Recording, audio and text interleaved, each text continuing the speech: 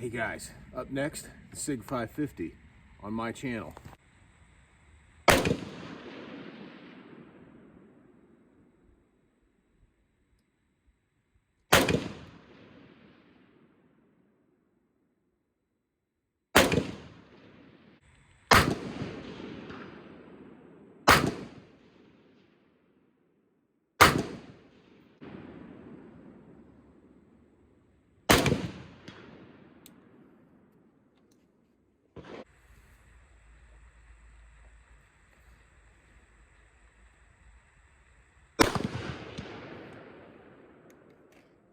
A 9-pound amalgamation of polymer and steel. A rifle all Swiss love. It doesn't jam. It doesn't break. It's more akin to an AK than an AR-15. The design took almost 15 years to complete, from start to construction. It was officially accepted into service in 1990. The recoil impulse is smooth with a initial downward push from what I assume is the flash hider doing its job. Ejection is your typical violent AK style of ejection, which throws brass well over 15 feet away.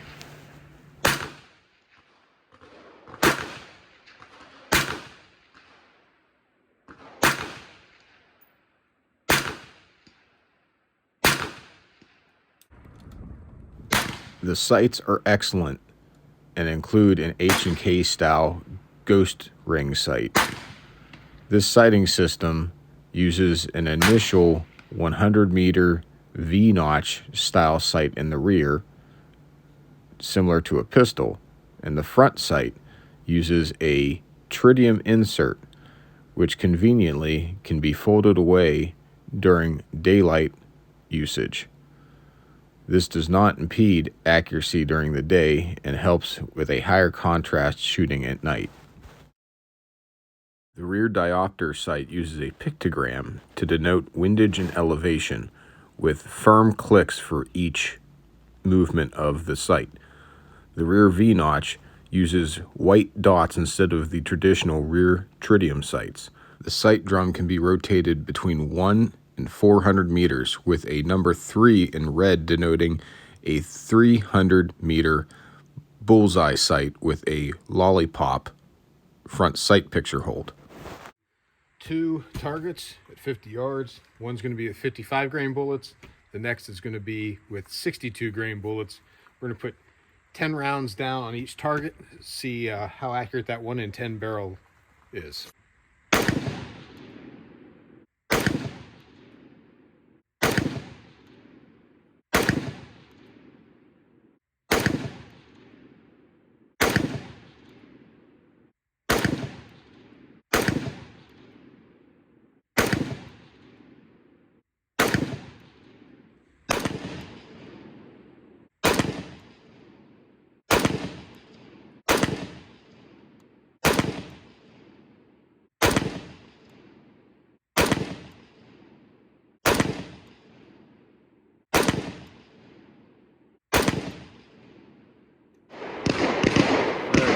You can see the 55 grain group and the 62 grain group. The front and rear sight both have sling loops conveniently attached to the side. The safety is a 45-degree throw. The trigger is a 2-stage trigger that can be adjusted with the plunger behind the trigger shoe. In true Swiss fashion, the trigger guard swings out of the way so you can use winter gloves. The gas system can be adjusted from standard to adverse setting, and you can use a cartridge in case it's gummed up. The gas selector fits snugly around the gas piston.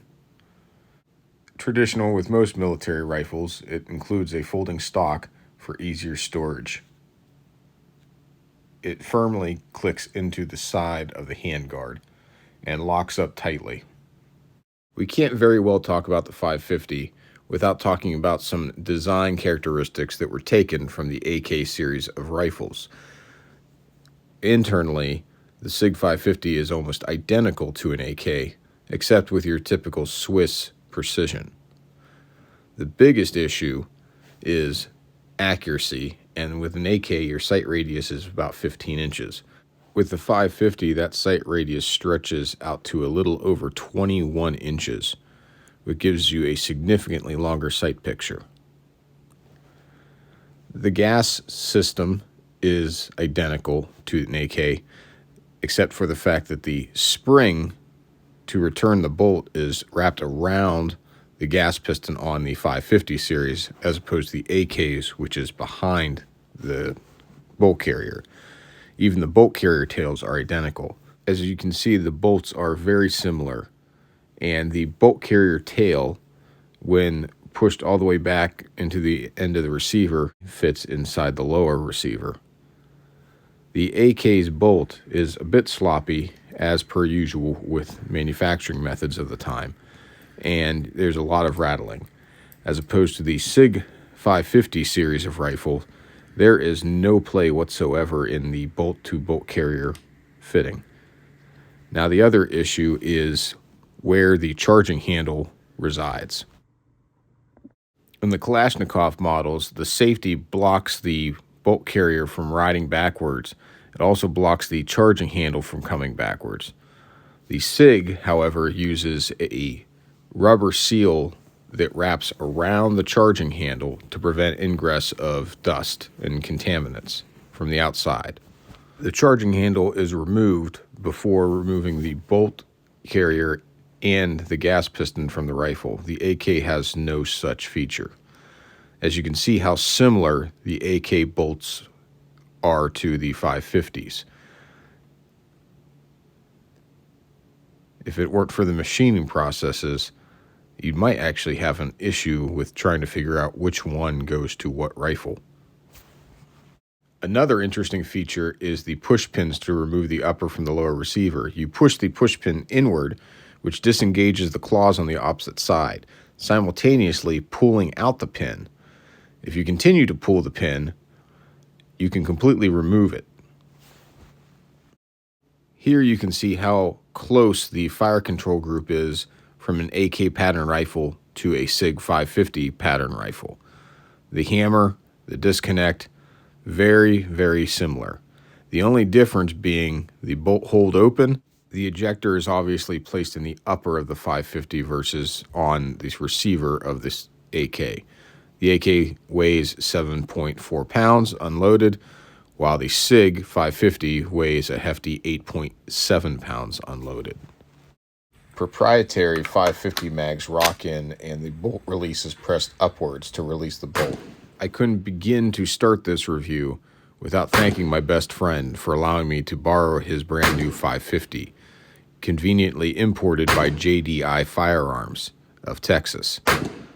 Thank you, JDI. Without your help importing these fine rifles, I may have never had the chance to shoot the Sig 550. I plan to add one to my own personal gun safe here soon as you start importing green 550s again.